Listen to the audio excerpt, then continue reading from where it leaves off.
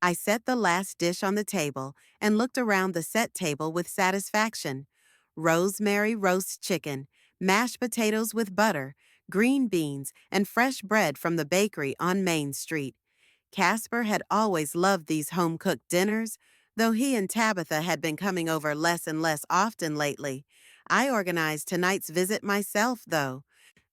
Mom, it smells divine, Casper said, entering the dining room and adjusting his plaid shirt. At 37, he still looked like a perpetual student, even though he'd last studied 15 years ago. Tabitha followed him, holding the bottle of cheap wine they always brought as a hostess gift. Hi, Cordelia. She nodded at me, not even trying to act warm. Tabitha had never called me Mom, even though she and Casper had been married for 8 years. Tall, thin, and with a perpetually disgruntled expression, she always struck me as someone who expected more from life than she was willing to give in return. We sat at the round oak table that had been in this room since my parents' time. Casper assumed the role of head of the household and began slicing the chicken, though he did it poorly. Tabitha was silently putting the beans on, glancing occasionally at the old photographs on the walls. One of them showed my parents on the day they opened their first store, a tiny store on the corner of Washington Street. How much work it took to turn it into a thriving chain of 3 mini-markets. How are the stores doing? My son asked, handing me a plate of chicken. I hear the new supermarket on the outskirts is competing. It's going well, I replied, deliberately lengthening the pause. I could see him trying to keep the conversation going, even though Casper wasn't usually interested in my business. He'd only rarely asked about profits before, and then only in passing. In fact, that's what I wanted to talk to you about. Tabitha lifted her head from her plate, and Casper froze with his fork halfway to his mouth. I could see their faces tense, as if they sensed something important in my tone. I wondered what they thought at that second, that I was going to ask them for help, or, on the contrary, that I was going to ask them to take part in the management. What exactly? My sister-in-law asked cautiously, setting aside her fork and interlacing her fingers in her lap. I took a sip of water and looked at them both carefully. This was a moment I'd been pondering for weeks, thinking of different ways to talk. Should I speak directly or prepare them gradually? In the end, I decided it was better to be blunt. At my age, time was too precious to waste on diplomacy. I've decided to sell the business, I said calmly, watching their reactions. All 3 stores. I already have a buyer, and I'm happy with the price. Casper set his fork aside and stared at me wide-eyed. His mouth hung open slightly, like a man trying to say something but unable to find the words. Tabitha turned so pale that her foundation was visible against her skin, but she quickly pulled herself together and tried to put a neutral expression on her face. Mom, this is rather sudden, her son muttered, obviously trying to collect his thoughts. What are you going to do next? I mean, with the money? I smiled, seeing him trying to sound indifferent, though his hands were trembling slightly. Tabitha was clutching her fork so tightly that her knuckles were white.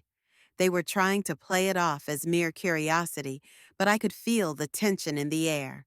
Spend it on myself, I answered simply. I want to travel, see Europe, maybe Australia. I've always wanted to see the Opera House in Sydney, and I also want to buy a little house somewhere by the sea, in California or Florida. But, Mom, Casper began, clearly trying to find the right words without betraying his true feelings. Shouldn't you be thinking about the future? A family? What family? I asked, studying his face. There were small drops of sweat on his forehead, even though the room was cool. You? You're adults. You have jobs. Casper, you're a manager at a car dealership, and Tabitha works as a secretary at an insurance company. What do you want my money for? Tabitha exchanged a quick glance with her husband, and I caught it. The look was more eloquent than any words full of panic, desperation, and anger. So they'd already discussed my inheritance among themselves, and more than once. How long ago, I wondered, and how thoroughly? Had they made plans for my money? It's not about money, my sister-in-law said hurriedly, but her voice trembled at the last words. It's just, well, at your age, maybe you should be more careful with such decisions. Traveling is a risk, especially alone. At my age? I asked with a chuckle. Tabitha, I'm 65, not 90. I feel fine, and I intend to enjoy life while I can. Sure, sure, Casper agreed quickly, waving his hand so vigorously that he nearly knocked over his glass. We're just worried about you, aren't we, darling? He looked at his wife for support. Of course, Tabitha nodded, but her voice sounded taut, like a taut string. We just want you to be happy and safe. I continued eating, watching them try to digest the news. Casper was nervously rubbing his napkin, unfolding and folding it over and over. Tabitha barely touched her food, only occasionally pretending to chew. The atmosphere in the room became noticeably heavier, as if before a thunderstorm. When do you plan to sell? My son asked, trying to keep his voice casual, but I could hear him swallowing saliva. The paperwork is almost done, I said, cutting off a piece of chicken. I think it should be done in a couple weeks. The buyer's in a hurry, wants to open stores before Christmas under his brand. Tabitha took a frantic gulp of wine and immediately coughed. Casper patted her on the back, but his movements were mechanical and his gaze stayed on my face.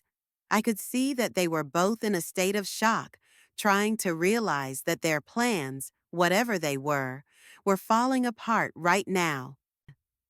Mom, have you thought about discussing this with the family beforehand? My son asked cautiously. I mean, consult? Why? I was genuinely surprised.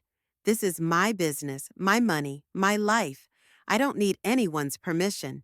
Besides, you've never been seriously interested in stores. There was an awkward silence. Casper and Tabitha sat with their eyes down on their plates, as if trying to find answers to their questions in their food. I could feel the tension building with each passing second. It was like the way electricity builds up before lightning strikes. You see, Tabitha finally spoke, choosing her words carefully and trying to speak as softly as possible.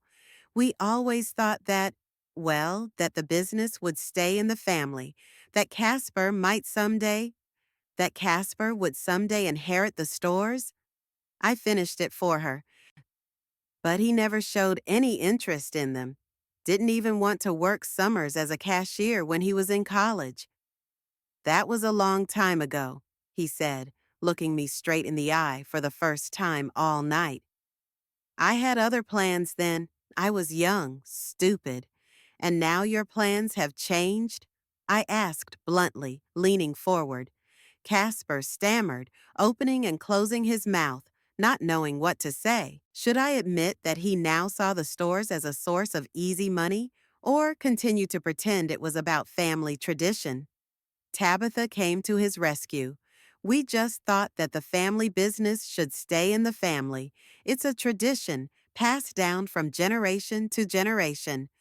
Tradition? I laughed, leaning back in my chair. Tabitha, I bought these stores 20 years ago with the money from the sale of my parents' house, when your husband wasn't even in the picture. There's no tradition here. This is the result of my labor. There was a heavy silence. Casper played with his food, clearly having lost his appetite. He poked at the potatoes with his fork, but didn't eat them. Tabitha finished her wine in one big gulp and reached for the bottle with a trembling hand. All right, the son said at last, and there was a barely contained resentment in his voice. If that's what you've decided, then of course we support you. The main thing is that you should be happy. But I could hear the falseness in his voice. I could see his jaw clench as he said those words. Tabitha nodded, feigning understanding and support, but her eyes threw lightning bolts. If looks could kill, I'd be on the floor by now. Thank you for understanding, I said softly. I knew I could count on you. The rest of the dinner passed in a strained atmosphere of politeness under which real emotion simmered. They asked cautious questions about my travel plans, and I answered just as cautiously, telling them about the places I wanted to visit. But underneath that outward courtesy, there were other thoughts. I could see Casper and Tabitha exchanging meaningful glances, their hands clenching nervously, trying not to show their disappointment and anger. When we were done with the main course, I offered dessert, the apple pie I'd baked that morning, but they politely declined, citing satiety. Tabitha glanced at her watch, and Casper fidgeted in his chair, as if sitting still was torture. We should probably get going, her sister-in-law said, rising from the table. We have to work early tomorrow. Sure, I agreed, getting up too. Thanks for coming. When they were about to leave, Casper hugged me at the door, but his hug felt wooden, devoid of sincerity. I could feel the tension in his body, the pent-up anger. Mom, if you need any help with the paperwork or anything, he mumbled, not meeting my gaze. Thanks, honey, but I have a lawyer, I replied. Everything's under control. Tabitha pecked my cheek of formality, nothing more. Her lips barely touched my skin. I'll see you soon, she said, but there was no promise in her voice. It sounded more like a threat. I stood in the doorway, watching them get into their old red Toyota. In the light of the street lamp, I could see them talking, obviously discussing what had happened at dinner. Casper was gesturing, and Tabitha was shaking her head, occasionally banging her fist on the dashboard. When I closed the door, I went back into the dining room and started putting the dishes away. But my mind wasn't on housework. In all these years, I'd never seen my son and daughter-in-law react this way. Usually they treated me with polite indifference, visited me on holidays and birthdays, gave me cheap gifts, and left at the first opportunity. But today, I saw something else in their eyes: greed, disappointment, poorly concealed anger. So they were really counting on the inheritance. They were planning my death and the division of my estate. How long had they been discussing this among themselves, I wondered? And what are they willing to do when they find out their plans won't come true? I sat down in the chair by the window and looked out at the empty street. Their car was gone, but I knew this conversation was far from over. Today, I'd shown them that their dreams of easy money were crumbling, and now I was curious to see what they would do next. Would they accept my decision, or would they try to change the situation in some way? The next morning, I woke up with a heavy feeling in my chest. I couldn't get the conversation from yesterday out of my head, and Casper and Tabitha's faces kept popping up in front of me. Their reactions to my plans had been so eloquent that I now realized they had indeed made some plans for my inheritance. But what were they? I was eating breakfast in the kitchen, sipping coffee and flipping through the morning paper, when the phone rang. It was only 9 o'clock in the morning, pretty early for calls, especially on a weekend. Mom, hi, it's Casper, came her son's voice. He sounded suspiciously alert, as if he'd been up all night thinking about something important. How are you? How did you sleep? Good, I answered cautiously. And you? Fine. Listen, Mom, I have an idea. Remember Lake Milton? It's been a long time since we've been there as a family. Why don't we have a picnic today? The weather's so nice and sunny. I looked out the window. It was indeed a clear day, but quite cool for October. Not the best weather for picnics, especially by the lake where the wind is always blowing. Casper, it's about 10 degrees outside, I said. Isn't that a little cold for a picnic? Come on, Mom. We'll dress warmly, and we'll build a fire and get warm. It'll be great. Tabitha had already started packing a basket of food. She was so inspired by last night's dinner. It was weird. Tabitha had never been known for her enthusiasm for family events. She usually saw them as an unpleasant chore. Suddenly, she's packing a picnic basket all by herself? I don't know, Casper, I started, but he interrupted me. Mom, please. We had such a good time last night. We had a heart-to-heart talk. I want to keep going, especially if you're really going to travel a lot.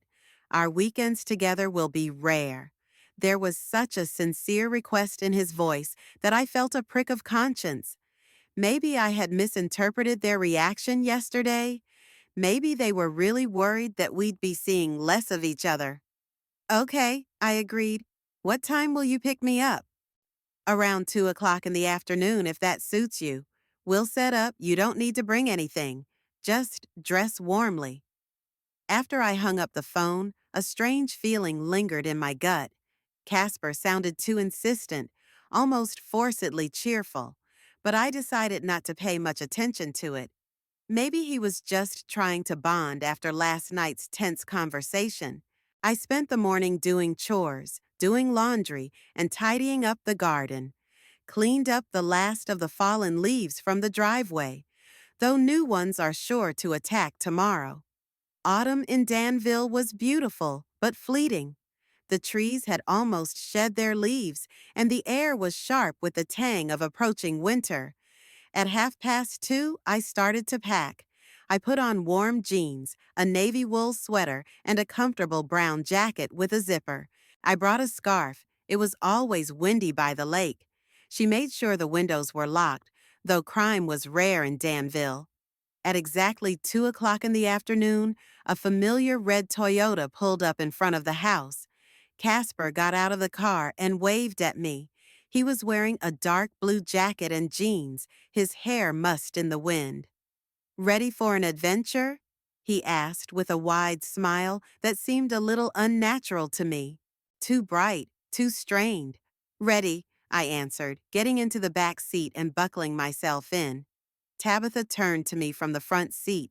She was wearing a bright red jacket, which I'd seen her wear for the first time, and she looked unusually animated. Usually her face was like a mask, polite but cold. Now she was smiling so broadly that it looked almost grotesque. Cordelia, how are you? I'm so glad you agreed to come with us, she exclaimed with an enthusiasm that surprised me. Thank you for inviting me, I replied. Oh, you're welcome. Tabitha took out a beautiful silver thermos and some plastic cups from a wicker basket. I made coffee, especially for you. I know how you like good coffee. That was weird, too. Tabitha had never been so attentive to my preferences. Usually she barely gave me a polite nod and limited herself to the most general of phrases about the weather or work. Thank you, dear, I said, accepting the cup.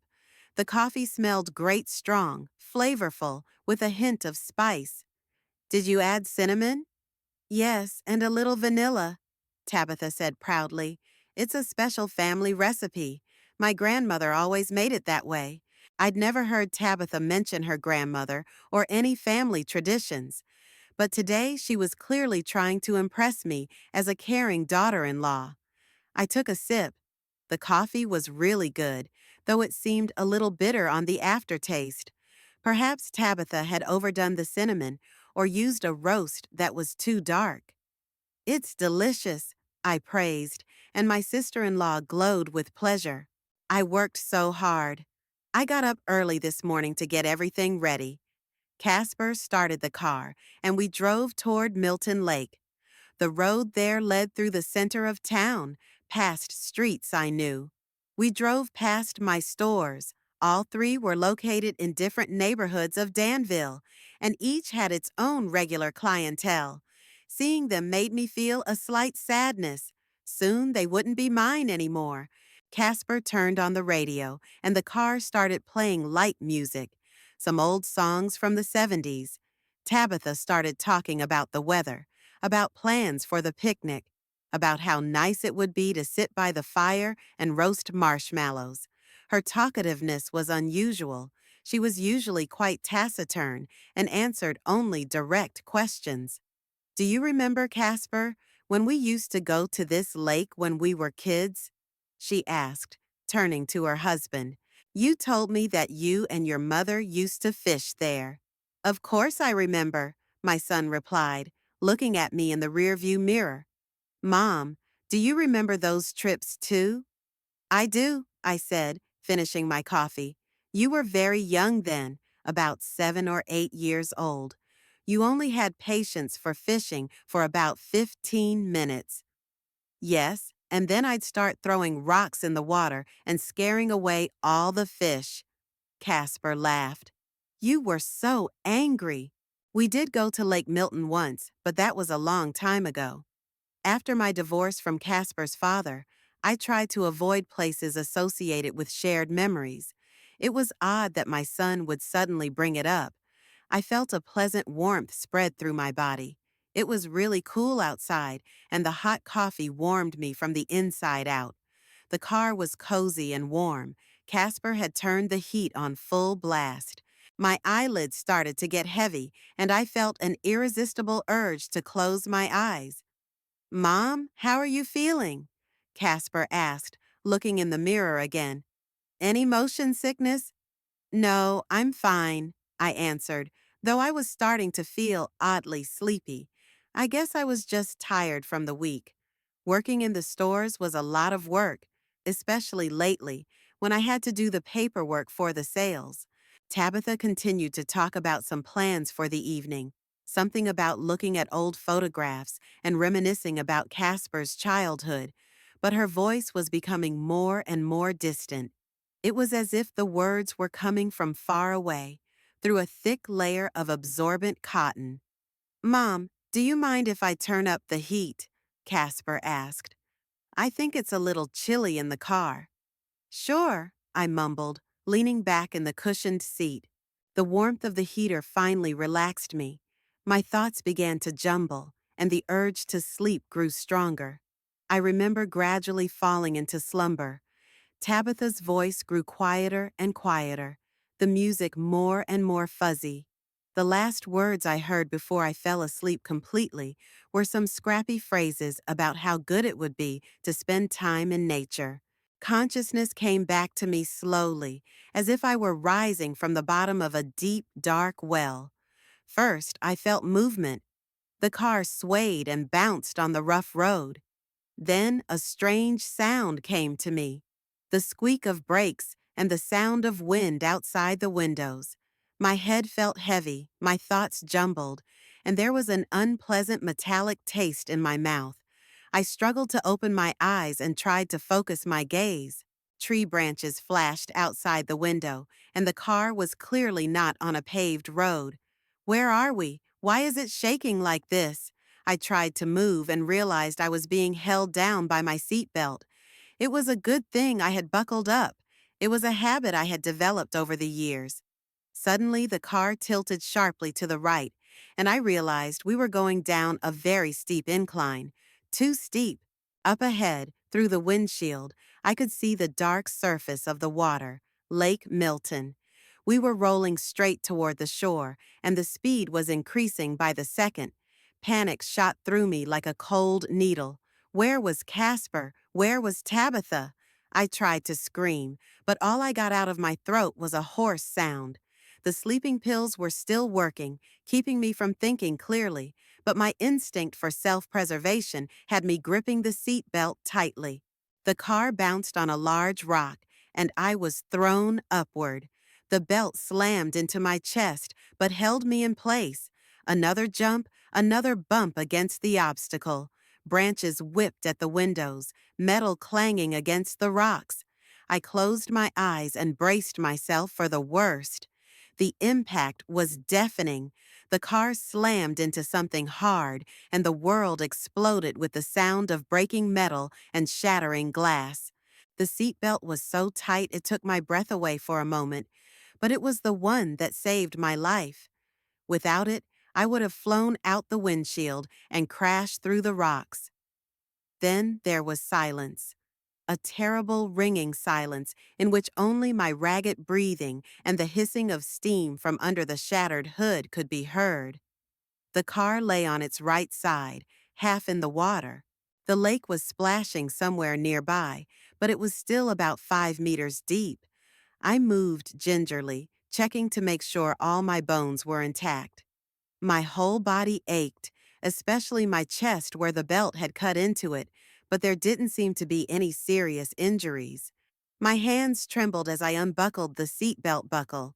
My fingers wouldn't listen, but finally the buckle clicked and I was free. Getting out of the car through the back door was difficult. It was warped from the impact and hard to open.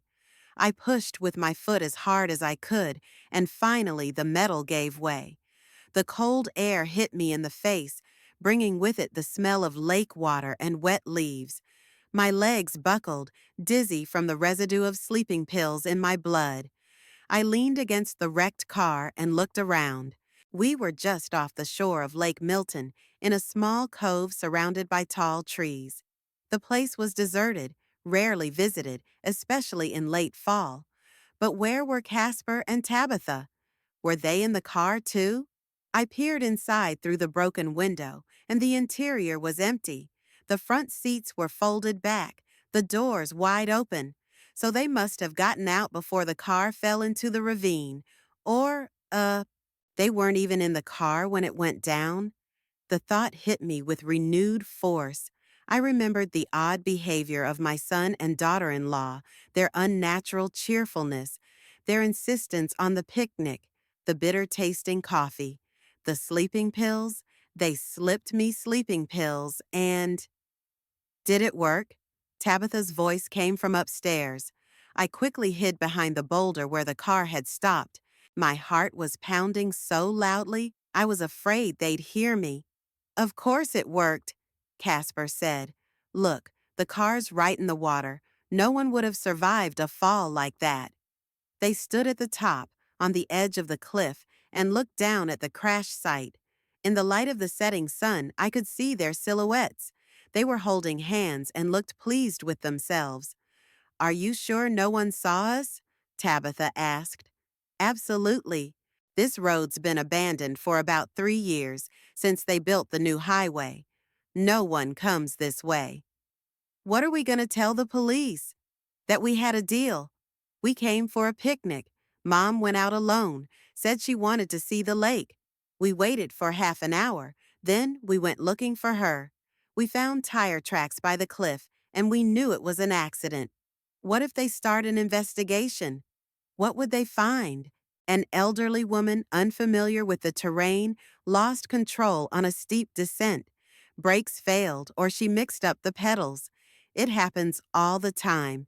I listened to their conversation and couldn't believe my ears. My own son was planning my death. Planned it in cold blood, thoughtfully, with an alibi. And I naively thought they were just disappointed in my decision to sell the business. Come on, Casper said. We should go back to town and wait for the right time to call the police. 2 hours at the earliest. What if someone finds the car before we call the cops? Not likely, but if they do, even better. It'll look more natural. Their voices began to drift away. I peered cautiously out from behind a rock and saw them coming up the path toward the road, where another car was parked, an old blue sedan I'd never seen before, probably rented or borrowed from someone, so their red Toyota wouldn't be noticed in this deserted place. Casper helped Tabitha into the car, then got behind the wheel. The engine started and they drove off, leaving me alone by the wrecked car on the shore of the deserted lake. I sat behind the boulder for another 10 minutes until I was sure they'd really gone. Then I got up carefully and looked around. I had to get out of here as soon as possible. If they were really going to report them to the police, there'd be people here in a couple hours, and I needed time to think and decide what to do next. I followed the animal path up the hill to the road. My legs were still shaking from the shock, and my head was pounding with the remnants of the sleeping pills. But fear gave me strength. Fear and anger at his own naivety. The road was really abandoned. The asphalt was cracked, and grass had sprouted along the edges. I walked toward the city, hoping to find some transportation, but there were no cars. I had to walk for almost an hour until the first houses on the outskirts of Danville came into view. I knew I couldn't go home. Casper and Tabitha thought I was dead, and so far that was my only advantage. If I showed up, they'd figure out another way to get rid of me. I need a place to hide and think things through. The old Pine Haven Motel stood on the edge of an industrial area, next to truck stops and warehouses. It wasn't comfortable or clean, but that was why the curious didn't look in. The guests were mostly truckers, seasonal workers, and people who needed to remain inconspicuous for various reasons. I entered the small room that served as the administration office. An elderly man with a gray beard was sitting behind the counter reading a newspaper. He looked up when I entered and looked me over with curiosity. "Need a room?" I said, trying to sound more confident than I felt. "How many nights?" he asked, not taking his eyes off my wrinkled appearance. "I don't know yet. Maybe a week." "ID?" I pulled out my driver's license, but at the last moment I hesitated to show it. If this man remembers my name and the police start investigating, "I lost my purse," I lied. "ID, money, everything was stolen. The only thing I had left was the cash that was in my pocket." The man looked at me carefully.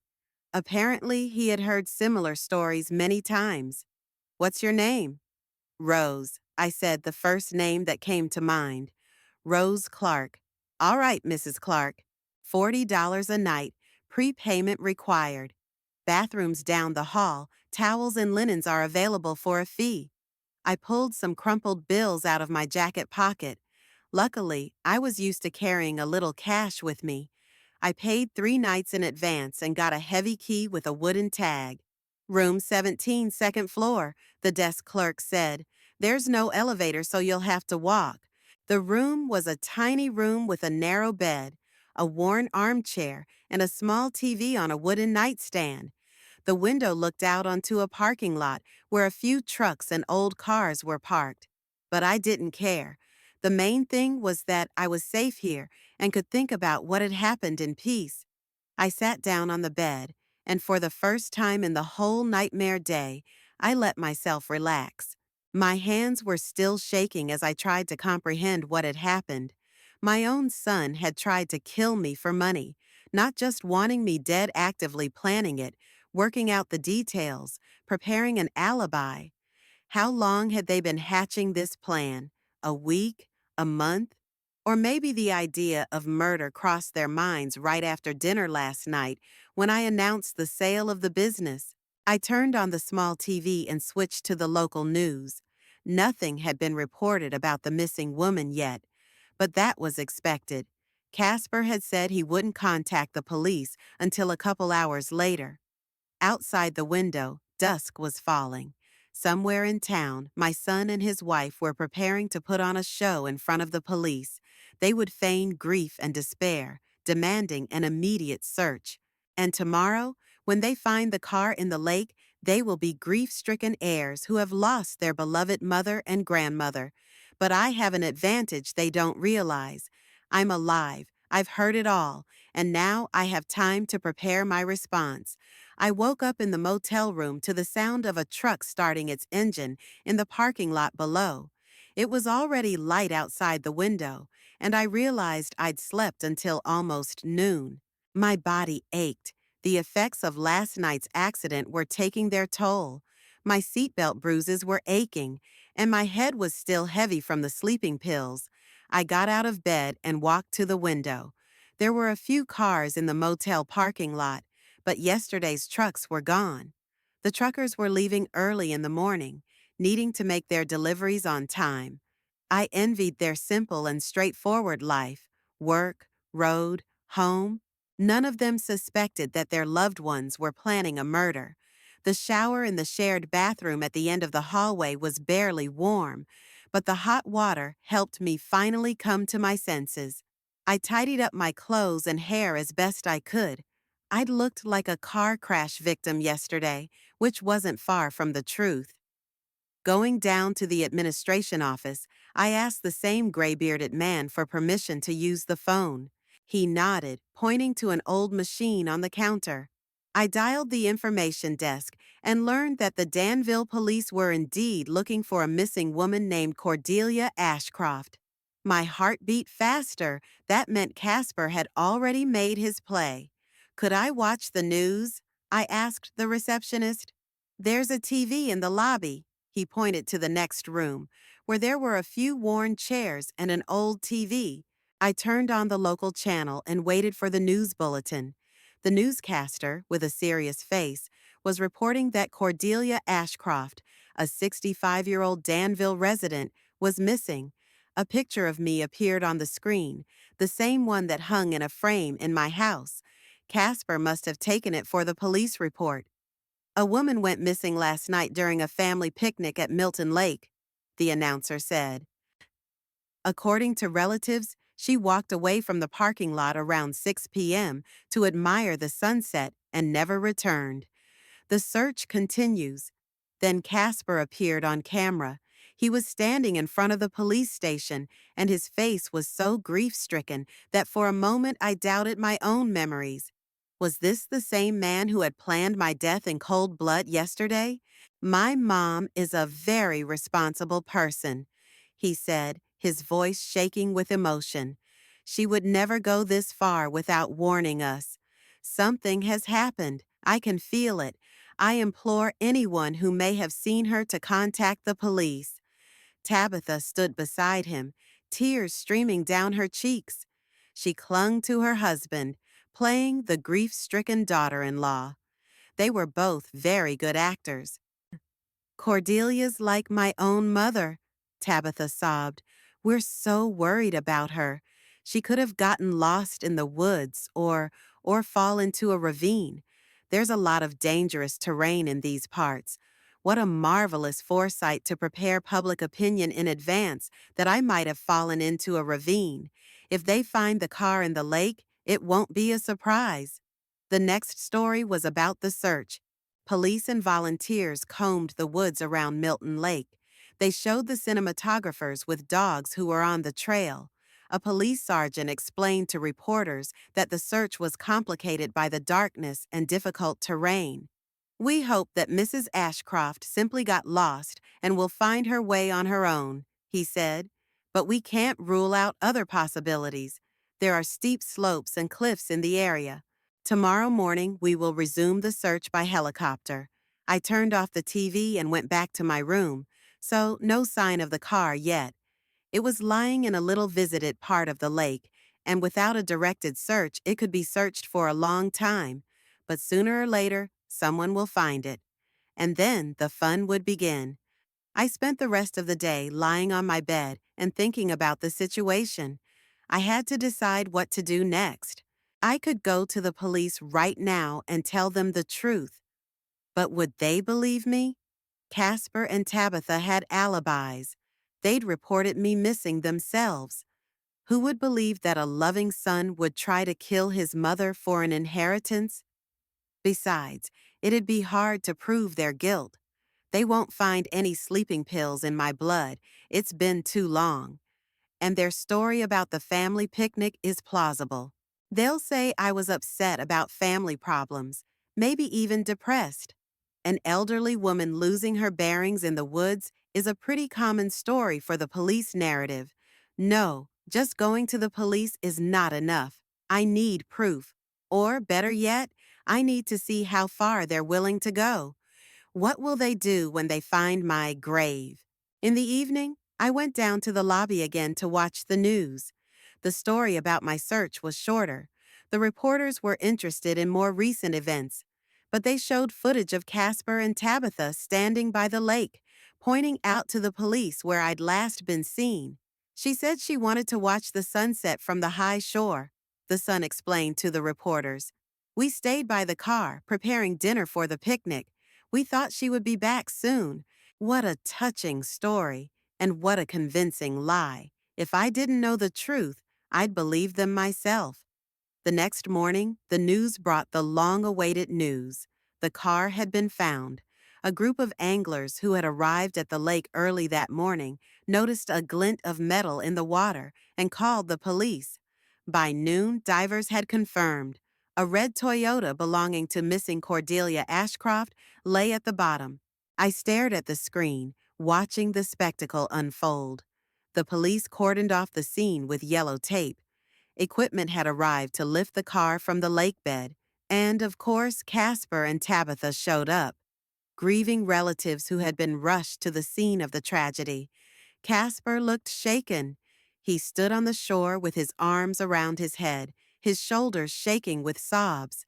Tabitha was hugging him, crying herself to tears. The reporters kept a respectful distance, but the cameras captured every detail of their grief. "We were so hoping she was just lost," Casper said to a reporter. "And now? How could this have happened?" Mom was a careful driver. The police sergeant was explaining to the reporters a preliminary version of what had happened. They believe Cordelia Ashcroft got into the car to go home, but in the dark, she took a wrong turn. She took a wrong turn and ended up on an old abandoned road leading to a cliff. Maybe her brakes failed, or she just didn't see where she was going. "These tragedies unfortunately happen," the police officer said.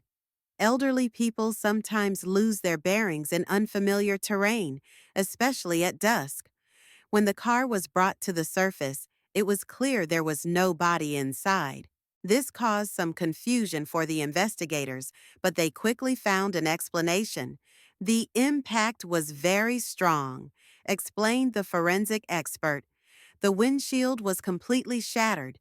The victim could have flown out of the car and been carried away by the current.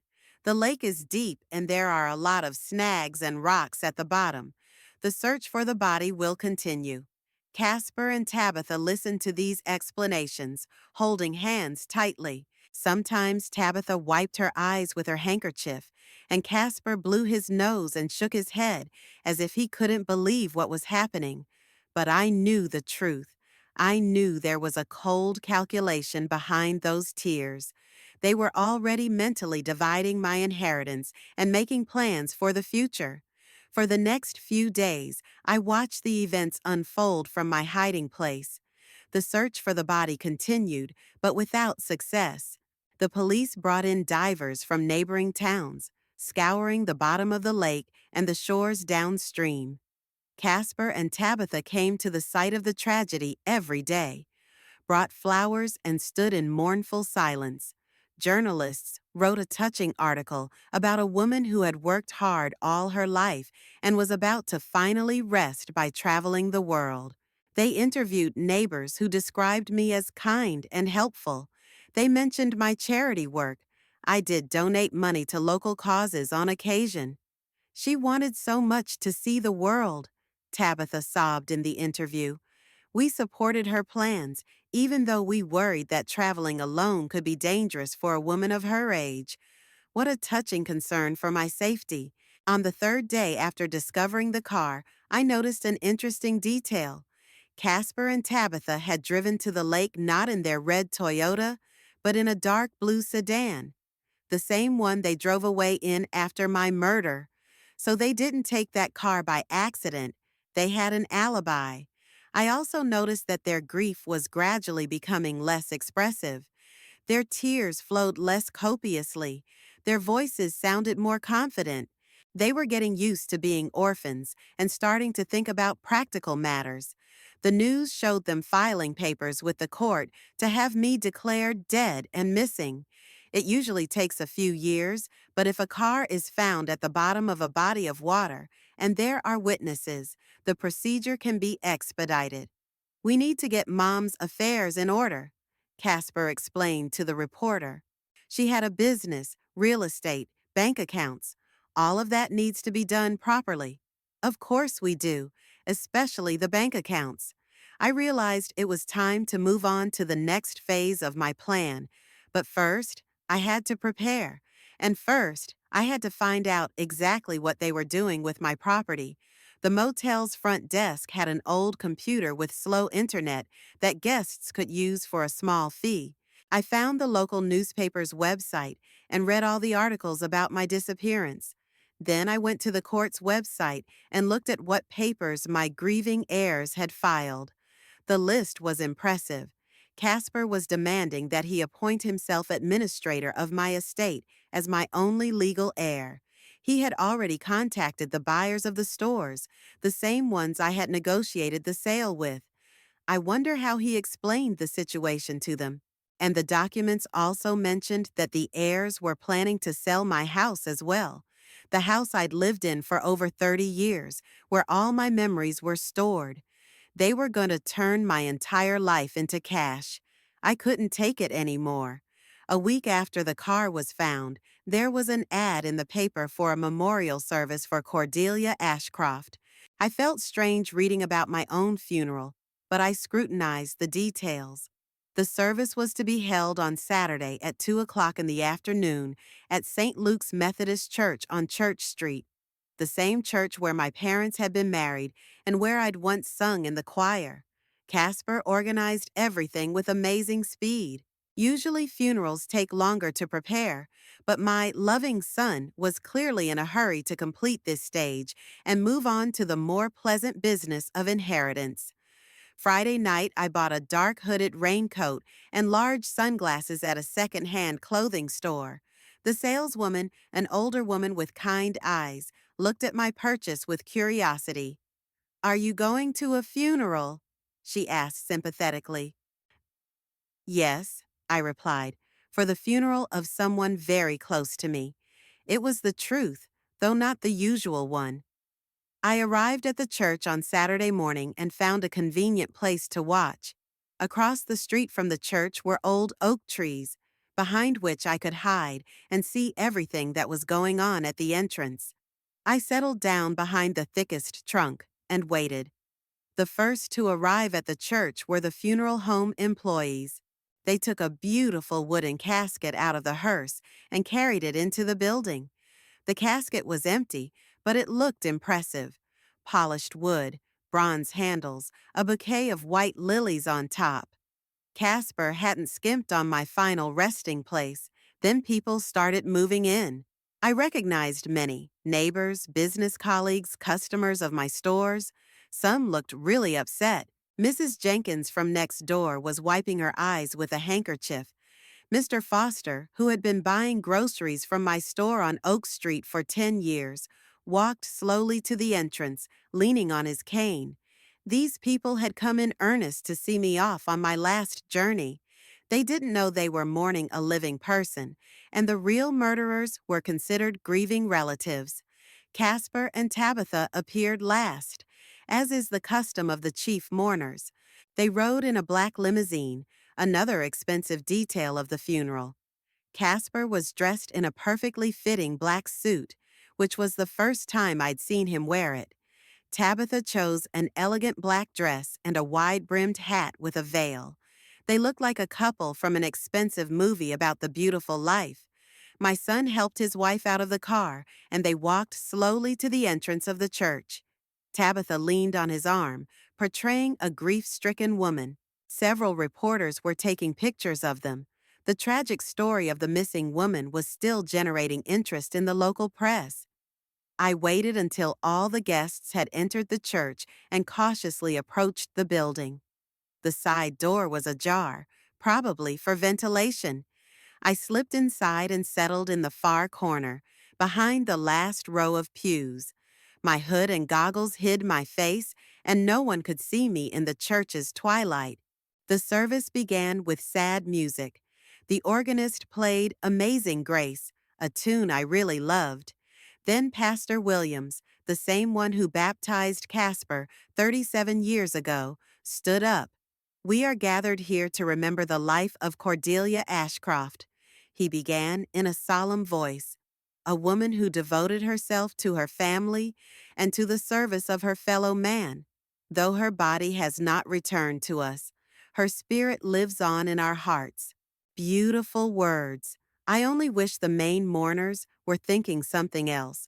The pastor talked about my life, how I grew up in Danville, went to local school, got married, had a son, how after my divorce I raised Casper alone while growing my business, how she helped those in need and got involved in the community.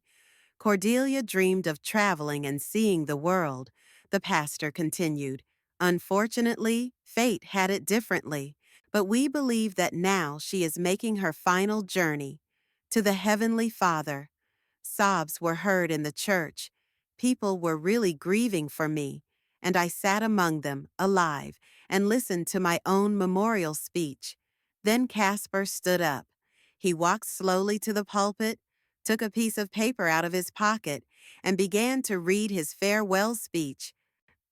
My mom was the most important person in my life, he said, his voice shaking with emotion. She always supported me, believed in me, loved me unconditionally. When my father left the family, my mom became both father and mother to me at the same time. He paused as if holding back tears. Several people in the audience were openly crying.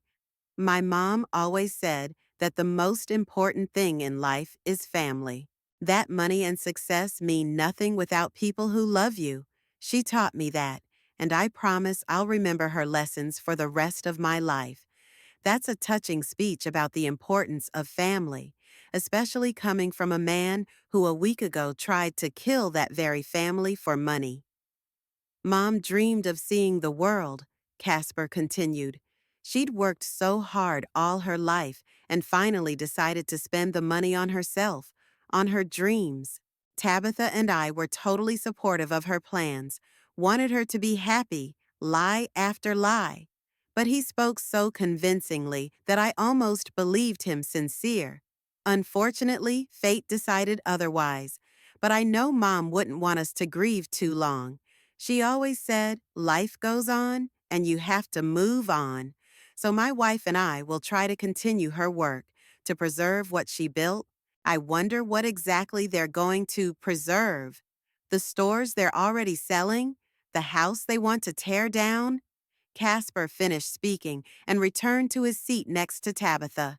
She hugged him and stroked his arm, portraying a supportive wife. Then a few more people spoke, my neighbors and acquaintances. They told kind stories from my life, remembered how I helped their children with their studies, how I organized fundraisers to repair the playground, how I was always ready to listen and support them. Listening to these stories, I realized that I had not lived in vain. I had friends, people remembered and appreciated me, and my own son sat in the front row and thought only about how much money he would get after my death. The service was coming to an end. The pastor gave the last words of the benediction, and people began to slowly leave the church. I waited for the bulk of the guests to leave and headed for the exit as well. At the entrance to the church, Casper and Tabitha were offering condolences. They were standing next to an empty casket that would soon be taken to the cemetery for a symbolic burial. People shook their hands, hugged them, and spoke words of comfort. Please accept my sincere condolences, said an elderly woman in a black coat. Your mom was a wonderful person. Thank you, Casper replied with a suitable sadness in his voice. We'll miss her very much.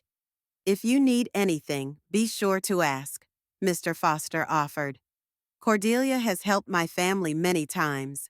Now it's our turn to help. You're very kind, Tabitha thanked him. But we can handle it. Mom taught us to be strong. I stood back and watched the spectacle. I wanted to go to each of the mourners and say, don't waste your tears, I'm alive, and these two are great actors. But I held back. My time had not yet come. As the bulk of the guests dispersed, I overheard a conversation that made my heart clench with rage. Well, the hard part's over, Tabitha said quietly to her husband. Yeah, we can take care of business now, Casper replied. Tomorrow I'm meeting with a lawyer about expediting the inheritance. What about the house? The realtor has already found buyers. Young family, willing to pay full price in cash. Could close in 2 weeks. That's great. And the stores? They're fine too. The buyers haven't changed their minds, even under the circumstances. They say a tragic story only adds to a place's special atmosphere. Tabitha giggled, but quickly pulled herself together, looking around. Quiet, they might hear us. There's hardly anyone left here, Casper said, waving his hand. By the way, did you see how many flowers they brought? We could sell them to a flower store. Why should anything go to waste? They were even going to sell the flowers from my funeral. I've never heard that in even the most cynical detective novels. What about the bank accounts? Tabitha asked. They're blocked for now, but the lawyer says they'll be open in a month or two. And there, he rubbed his fingers together meaningfully, mimicking bills. How much is the total? I won't say exactly until we get the paperwork finalized, but I think it's about $2 million. Maybe a little more. $2 million. That's what my life was worth in my son's eyes. And what are we going to do with the money? Tabitha asked dreamily. Well, first of all, we'll buy a normal house, not a wreck like the one we have now, somewhere in an upscale neighborhood with a swimming pool. And a car? Of course, a BMW or even a Mercedes. Mom wanted us to be happy. He grinned at his own cynicism. How about we travel too? Go to Europe like she wanted? Why not? For her money, we'll see what she never saw. They laughed, forgetting they were on their way out of the church after the memorial service. A few latecomers looked at the merry orphans in surprise. Oh, Tabitha said, I need to look sadder. Yes, you're right. We'll stay in character until tonight, and then we can celebrate. Celebrate what? The start of a new life, Casper said happily. They headed for the limo that would take them to the cemetery for the symbolic burial of the empty coffin. I glanced at them, feeling the anger boiling up inside, so they'd already planned everything. Sell the house, sell the stores, spend the money on their own pleasures, and bury me in an empty coffin and forget me forever. But I had other plans. I waited until the limo was around the corner and headed back to the motel. On the way, I stopped at an internet cafe and once again scrutinized the documents Casper had filed with the court. He was really in a hurry. He'd asked me to expedite all the procedures, citing the need to settle the deceased's financial obligations. I was particularly interested in the estate sales statement. Casper pointed out that the house needed urgent repairs, and it was better to sell it before it depreciated completely. And the money should be invested in more secure assets. What care about preserving the inheritance? I printed out all the documents and returned to my motel room. There, I spread the papers out on the table and began to make a plan. I needed to pick the right moment to return. Too soon, and they might come up with a new way to get rid of me. Too late, and they'd have time to spend my money. The ideal moment is when they feel completely safe, when they think they've finally gotten rid of me. Then my appearance would be a real shock to them. It was starting to get dark outside the window. Somewhere in the city, my son and his wife were celebrating a successful murder, and I was sitting in a cheap motel planning my resurrection. It was time to see how they would behave after the funeral, how quickly they would shed the mask of grief and show their true colors. A week passed after the funeral. I continued to live in the motel under the name of Rosa Clark, watching the events unfold from my hiding place. The motel manager, whose name was Chester Blackmore, as I learned from conversations with other guests, was used to people staying with him indefinitely. He didn't ask too many questions, accepted cash payment, and gave his guests complete anonymity. Every morning I bought the local newspapers and perused the classified section. Finally, I found what I was looking for, an ad for a house for sale at an address I knew by heart. My house, where I'd lived for over 30 years, was up for sale less than a week after my funeral. For sale is a lovely 2-story home in a quiet Danville neighborhood, I read. 4 bedrooms, 2 bathrooms, large kitchen, living room with fireplace. The plot is 7 acres with a garden. The house needs cosmetic repairs, but has excellent potential.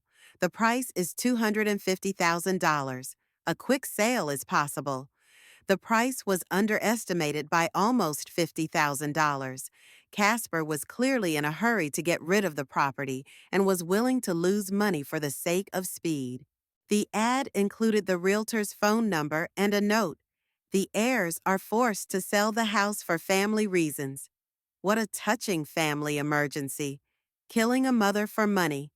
I decided to take a personal look at what was happening to my house. Wearing dark glasses and a scarf, I took the bus to my neighborhood. Getting off at a stop 2 blocks from my house, I walked to a familiar street. The picture I saw shocked me. On the front lawn of the house was a large "For Sale" sign with a realtor's phone number. But that wasn't the worst of it. There was a large garbage truck outside the house, and workers were taking boxes and bags of my stuff out of the house. My stuff, pictures, books, dishes, furniture, everything that made up my life, were just being thrown away like trash. I hid behind a neighbor's house and watched what was happening. Casper and Tabitha stood on the porch and told the workers what to throw away and what to put in separate boxes. Tabitha was dressed in bright jeans and a pink blouse, no hint of mourning. Casper wore a plain plaid shirt and looked pleased. "You can keep that couch," Tabitha said, pointing to my favorite blue couch, the one I used to read books on in the evenings. "It's still in good condition, so we can sell it online." "You can throw those chairs away," Casper said, waving his hand. "They're old. No one will buy them." The same chairs he and I had picked out when he was 12. He was so proud of his mom for consulting him on important things. The workmen dragged my furniture mercilessly to the garbage truck. I watched as they threw away the table where we had dined until a week ago, the lamps that had lit my evenings, the bookshelves I had collected over the years. "What about the dishes?" one of the workers asked. "Throw away the regular dishes," Tabitha replied. "But keep this set." She pointed to the porcelain set I had inherited from my grandmother. "It's an antique. You can sell it for a lot." Of course you can, especially if you don't spend a lot of money on storage and just sell it to the first collector you see. I've watched my framed photos being taken out, pictures of my parents, pictures of Casper as a child, our trips and holidays together, all went into the garbage truck as junk. "And these pictures?" the worker asked, showing me a box of family albums. "Throw them away," Casper said indifferently. "Who needs them now?" "I do," I wanted to shout. "They're my life, my history, my memories." But I kept quiet and watched. "Are you sure about the pictures?" Tabitha suddenly asked. "What if one of the neighbors saw us throwing them away? It would look weird." "You're right," Casper agreed after a moment's thought. "We'll take a few albums home, just for appearance's sake. Then we'll throw the rest away quietly." Even in the smallest things, they thought about how they looked to others. You can't throw away family photos right after the mother's death. It might look suspicious. The work went on for hours.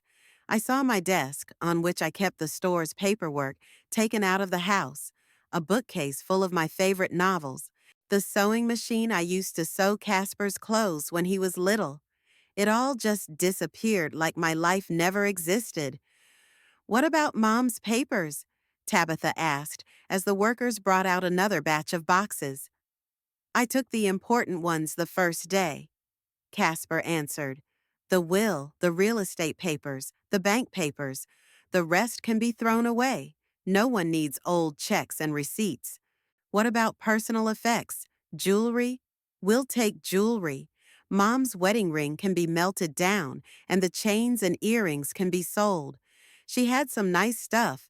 My wedding ring, which I wore even after my divorce, as a memento of a time when I believed in love and family, and they want to melt it down." By lunchtime, most of the work was done. The house stood empty, with only a few dents in the carpet from heavy furniture. The workers had hauled away the last load of trash, and Casper paid them in cash. "That's it," he said with satisfaction. "Now we can bring buyers in. An empty house sells faster." "What if one of the neighbors asks why we cleaned up so fast?" Tabitha asked cautiously. "We'll say we can't look at Mom's stuff. It's too painful." We decided to put everything away to make it easier to deal with the grief. Another pre-prepared lie for every occasion. They locked the house and drove away in the same car they drove to the lake the day of the assassination attempt, a dark blue sedan.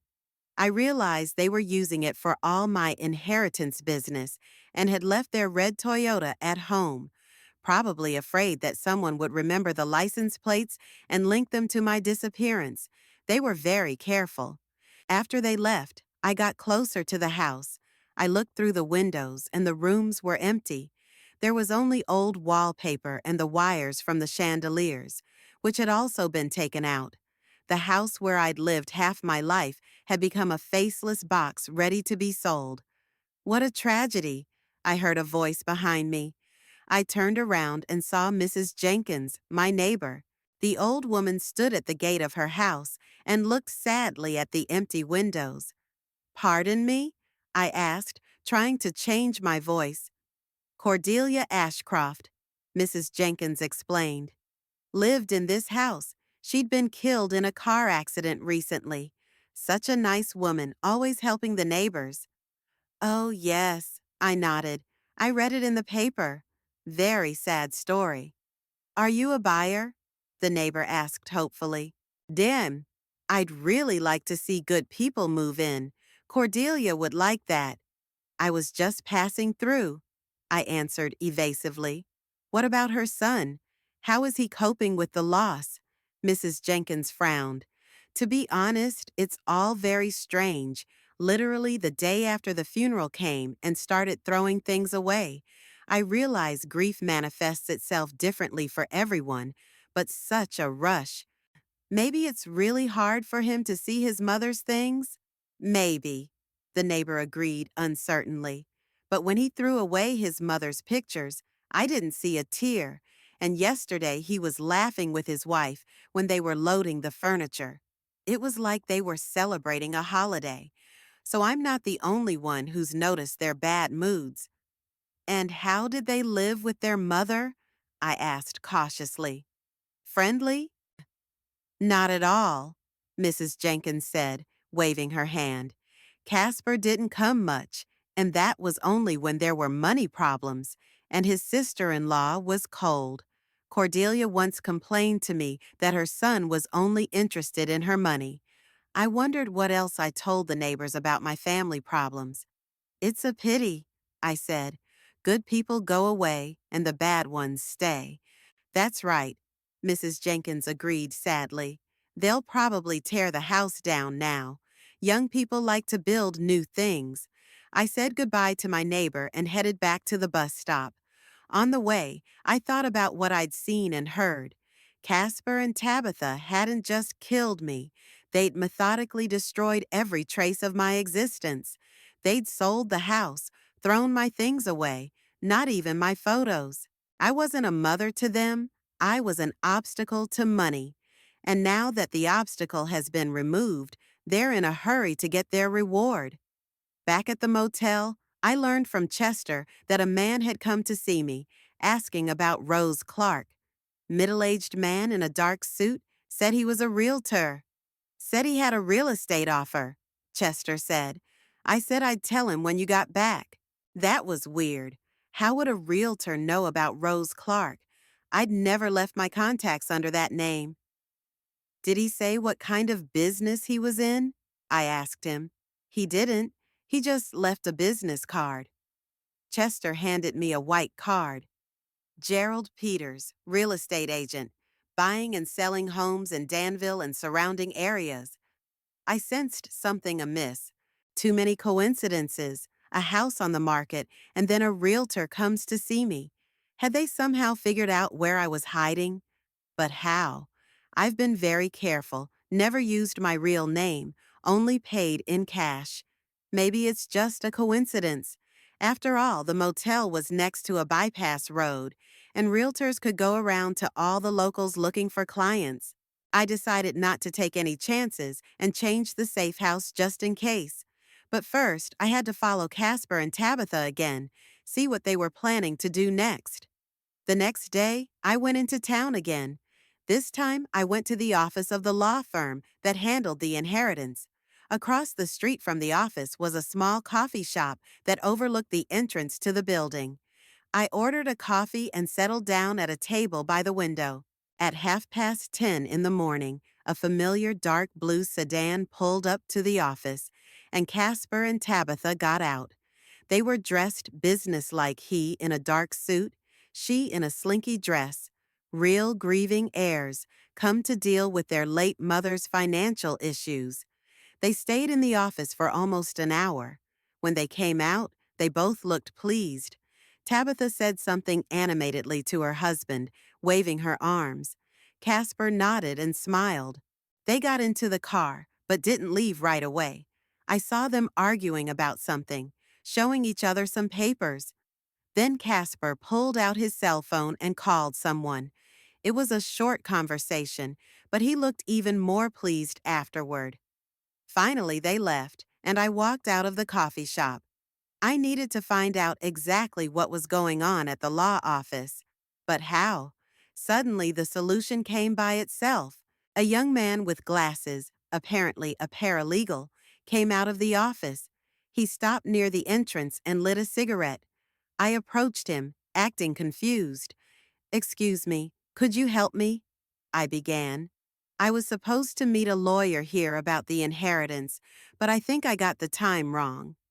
"Which lawyer?" the young man asked politely. "The one handling the Ashcroft case," I replied. "A woman had recently been killed in an automobile accident." "Oh, that's Mr. Henderson's case." The assistant nodded. "But you were too late. The heirs were already here, making the arrangements." "They'd done all the paperwork?" I asked again. "But there must be a waiting period." "Normally, yes. But in this case, the court decided on an accelerated procedure. There are witnesses to the disappearance. The car was found. The circumstances of death are clear. Plus, there's only one heir, the deceased's son. There's no dispute about the division of the estate." "I see. How big is the inheritance?" "I can't divulge details." The assistant put out his cigarette. "But judging by the mood of the heirs, they were satisfied. So it's all official now. Casper had access to my money, and now he could use it as he pleased. $2 million went to the man who killed me for it." I thanked the deputy and headed back to the motel.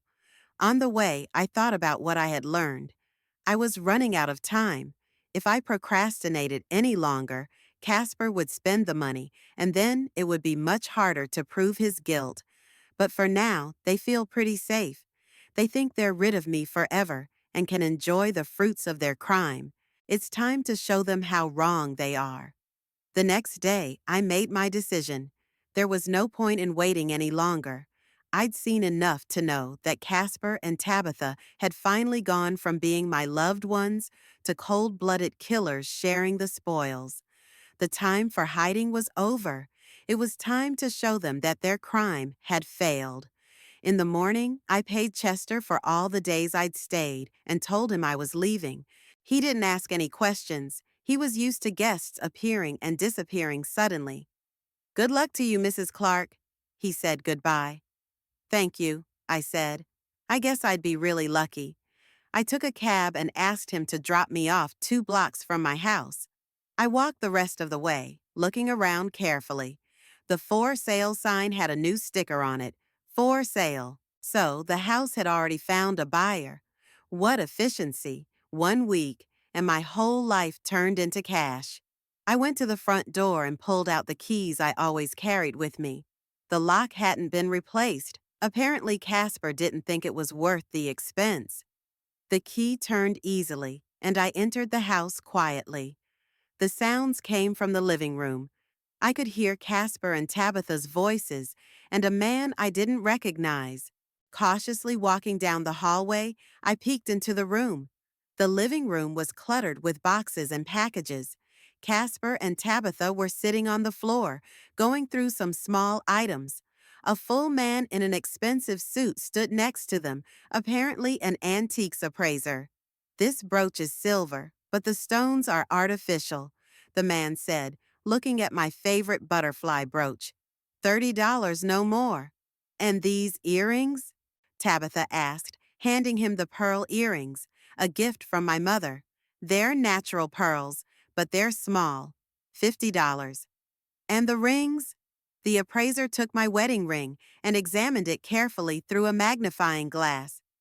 The gold is good, 14 karat, but the design is old. No one wants it. It's good for scrap, $120. All right, Casper nodded. Take it all. Cash. They were selling my jewelry like junk at a flea market. The things that held the memories of the most important moments of my life were turned into small bills.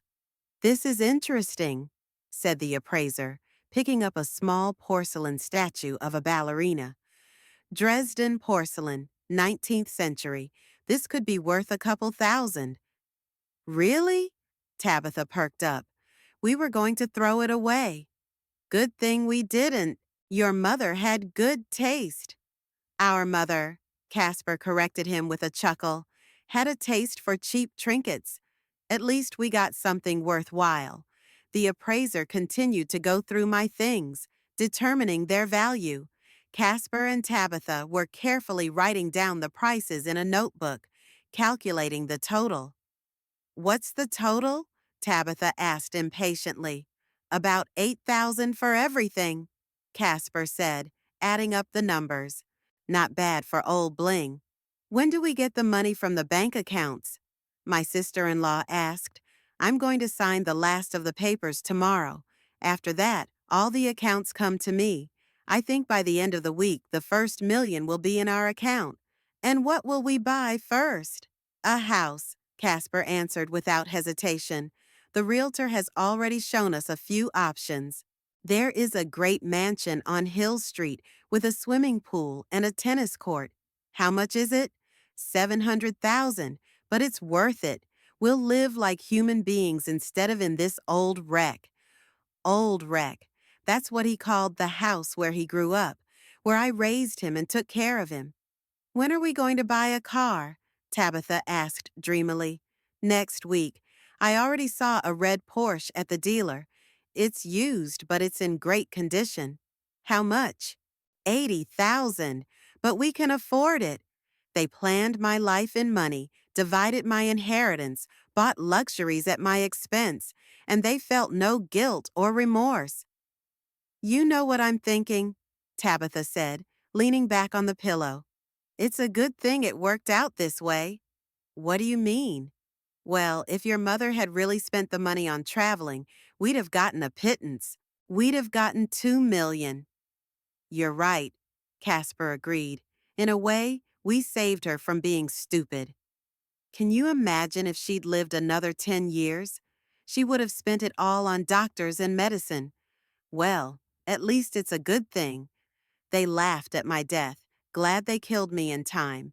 To them, I was not a person, but a source of income that had to be used as efficiently as possible. I couldn't take it anymore and stepped into the living room. How interesting to hear your plans for my money, I said calmly. The effect was stunning. Casper jumped up so sharply that he knocked over a box of jewelry. Tabitha made a squeaky sound and clutched at her heart. The antique appraiser stared at me wide-eyed. Mom? Casper mumbled, his face turning white as chalk. Mom, is that you? Surprise, I smiled. As you can see, the rumors of my death have been greatly exaggerated. Tabitha tried to stand up, but her legs were buckling. She leaned against the wall, staring at me fearfully. But how? The car was in the lake, she babbled. Was I in it? I asked. Or did you just assume that your plan had worked? Casper tried to pull himself together. He took a deep breath and smiled forcibly. Mom, we've been so worried. Where have you been all this time? We've been looking all over for you. Looking? I asked. Very interesting. Then why did you start dividing my inheritance right after I disappeared? We didn't, my son said hastily. We were just putting your affairs in order. In case, in case I died? I finished. How thoughtful. The antiques appraiser realized he'd been caught up in a family drama and hurried out the door. I'll come back another time, he muttered, gathering his tools. No, stay. I stopped him. You have witnessed a very interesting scene.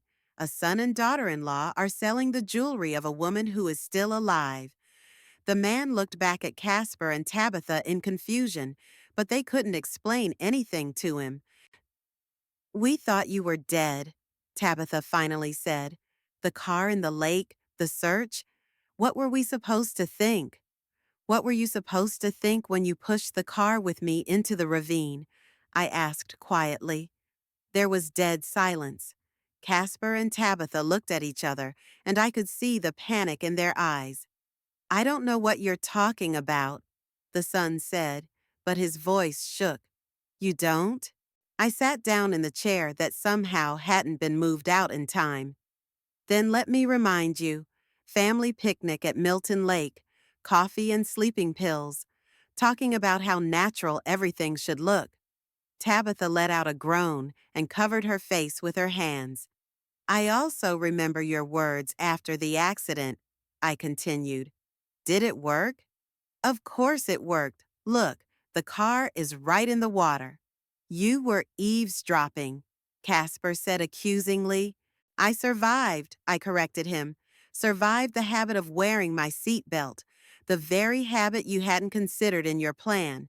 The appraiser realized he'd witnessed a confession of attempted murder and quickly headed for the exit. I didn't stop him this time. Mom, Casper began when it was just the three of us. I can explain. Explain? I laughed. Explain what? How you planned my death? Or how you divided my inheritance? We didn't mean to, Tabitha began, but I interrupted her. You didn't want to kill me or didn't want me to find out. They were silent, realizing that any excuse would only make things worse. I heard everything and saw everything, I said calmly. Your plans, your conversations, your fun at my funeral. I know how you're selling my house, throwing away my stuff, and planning to spend my money. And what are you going to do? Casper asked hoarsely. I stood up from my chair and looked at both of them, my only son and his wife, who wanted to kill me for money. I want to hear the truth first, I said. The whole truth about how you planned it. Casper and Tabitha sat on the floor among the scattered boxes and looked at me with horror.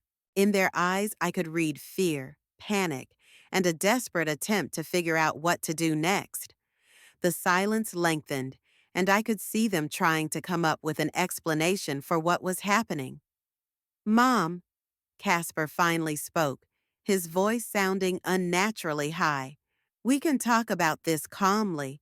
I'm sure there's some kind of misunderstanding. A misunderstanding? I asked, sitting down in my old chair. Casper, you slipped sleeping pills into my coffee, then drove my car into a ravine, expecting me to die. What misunderstanding could there possibly be? Tabitha sobbed and covered her face with her hands. Her shoulders shuddered, but I wasn't sure they were real tears. I'd seen enough of their acting skills in the last 2 weeks. We were desperate, she mumbled through her fingers. We were in so much debt. We didn't know what to do. What debts? I asked sharply. Casper's a manager at a car dealership. You're a secretary at an insurance company. Pretty decent salaries for Danville. You don't understand, my son said, and for the first time there was a hint of his old arrogance in his voice. We can't live like beggars all our lives. We want a proper house, a proper car, a chance to travel. At my expense? You have money, he shouted.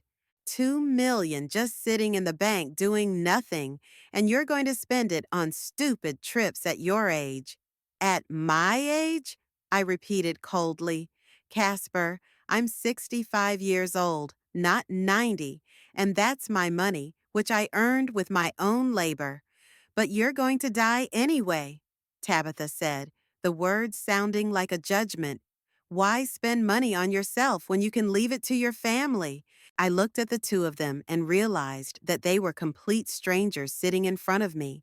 My son, whom I had raised, loved, cared for, had turned into a cold-blooded killer, ready to take his own mother's life for money. I see, I said quietly. So you thought I was already dead.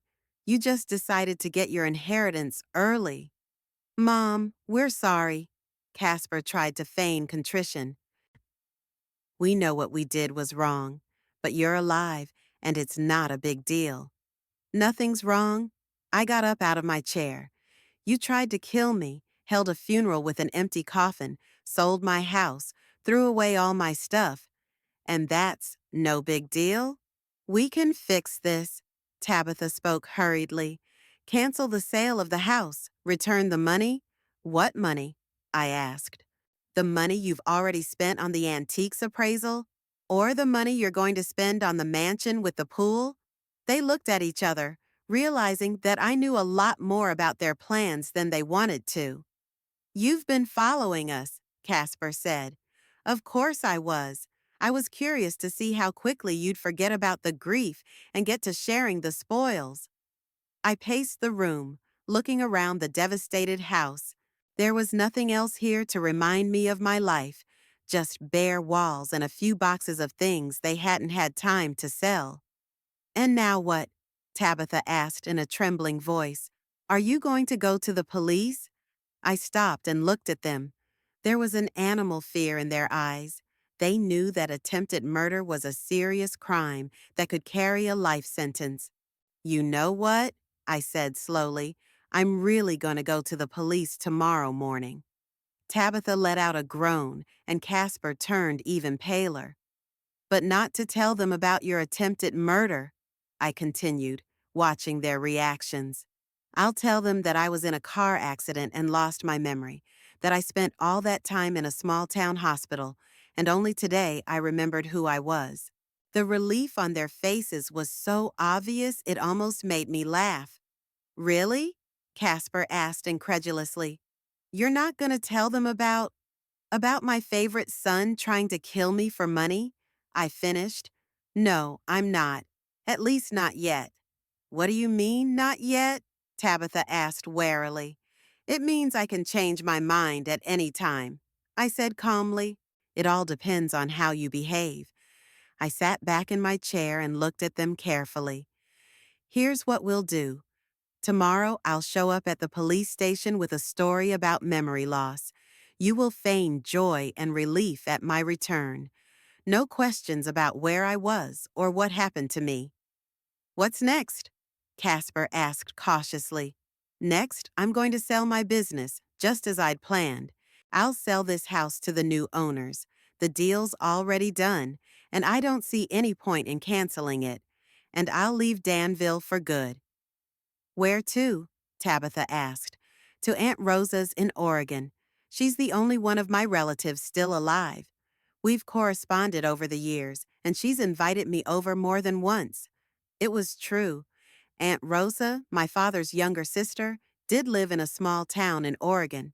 She was now 82 years old, but she was still sane and in good shape. And the money? Casper asked. What money? I asked coldly. Well, the inheritance. I mean, your money. I'll spend my money on myself, exactly as I had planned from the beginning. I'll buy a small house near Aunt Rosa, travel, see the world. And what will be left for us? Tabitha asked pitifully. I looked at her in amazement. You'll have your life, which you almost lost by trying to take mine. Mom, Casper started, but we're your family, aren't we? Family? I interrupted him. Casper, you tried to kill me for money. After that, You weren't my family anymore. But we're sorry, Tabitha said hurriedly. We realized how wrong we were. You're sorry because your plan failed, I replied. If I had really died in that car, you'd be buying a mansion with a pool right now and not even thinking about me. They were silent, realizing it was useless to argue. But I'll give you a chance, I continued. A chance to start over without me and without my money. Maybe then you'll understand the value of honest labor. And if we don't, Casper tried to ask cheekily, then tomorrow I'll tell the police another story, I said icily. The one about my son slipping me sleeping pills and trying to kill me. I have witnesses who saw your strange behavior after I disappeared. I have neighbors who noticed how quickly you got rid of my things. And there are surveillance tapes that may have recorded your trip to the lake. That last one was a bluff, but they couldn't have known that. You're blackmailing us, Casper said. I'm offering you a choice, I corrected. You can accept my terms and live in peace, or you can try to argue with me and spend the rest of your lives in prison. Tabitha cried for real. It finally dawned on her that their plans had fallen apart. We agree, she whispered. We agree to your terms. Fine. I stood up and headed for the exit. I'll meet you at the police station at 10 o'clock tomorrow morning. You'll pretend to be a happy family that's finally reunited. Where are you going to live now? Casper asked. The house is sold. That's not your concern, I said. I'll take care of myself. You always do. I walked out of the house that was no longer my home and toward the bus stop. I could hear the muffled voices of Casper and Tabitha behind me. They were probably discussing what had happened. Let them discuss it. Let them remember for the rest of their lives that they tried to kill me and that I know about it. It would be the best punishment to live in constant fear that I might change my mind and tell the truth. And I'm really going to go to Aunt Rosa's in Oregon. I'm going to buy a little house with a garden and grow flowers and travel, just like I've always dreamed of. And I'll spend all my money on it, the same $2 million my son wanted to kill me for. Justice had been served, albeit in an unconventional way.